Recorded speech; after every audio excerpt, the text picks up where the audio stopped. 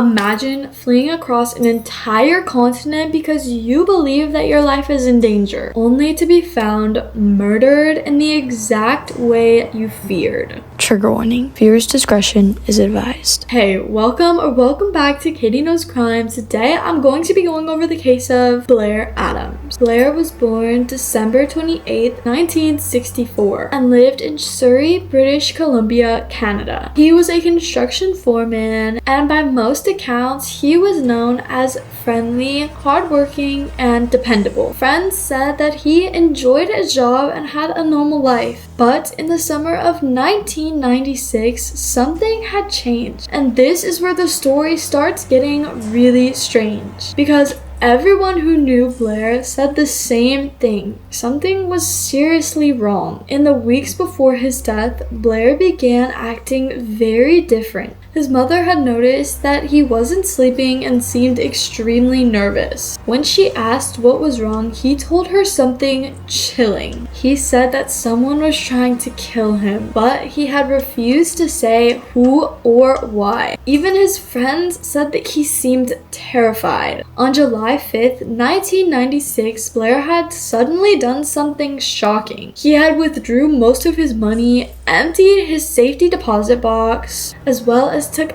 thousands in cash, jewelry, and gold. He then attempted to cross the US-Canada border. Border officials had stopped him because he was carrying so much money. They suspected he might be a drug courier, so he was denied entry. But Blair didn't give up. Over the next few days, he had multiple attempts at crossing the border. At one point, he had even tried to cross on foot. He eventually succeeded. Once inside the United States, Blair began traveling the country in bizarre ways. He rented cars, booked flights, and even changed his destination suddenly. At one point, he had even bought a plane ticket to Germany but never boarded the flight. Instead, he flew to Washington, D.C., rented another car, and began driving. His final destination was Knoxville, Tennessee, a place where he had no friends and no family. This is one of the biggest mysteries of this case. Why Knoxville? Out of every city in the United States, why did Blair end up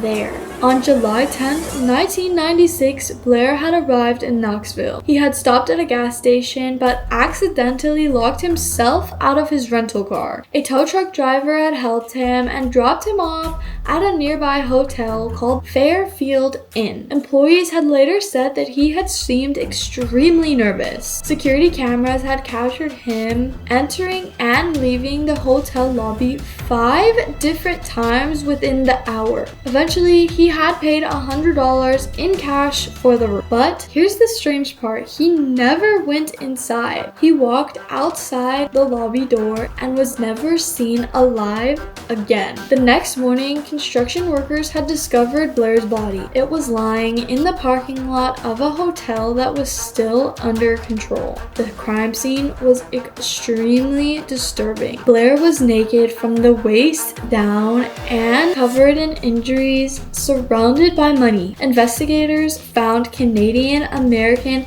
and German currency totaling to about $4,000 scattered all around his body. Nearby, there was also a fanny pack that contained gold bars, gold coins, platinum coins, and jewelry. None of it was stolen. The autopsy had revealed that Blair had suffered multiple injuries. He had cuts and abrasions all over his body, which suggested a struggle. But the fatal injury was a violent blow to the abdomen that ruptured his stomach. He later died from sepsis caused by the internal injury. Investigators believe the attack was extremely brutal, yet almost no physical evidence was left behind. The only DNA evidence was a single strand of long hair found in his hand. The murder of Blair Adams remains unsolved. Police say that they have never received a credible tip identifying the killer. And the biggest mystery of all still remains. Was Blair paranoid?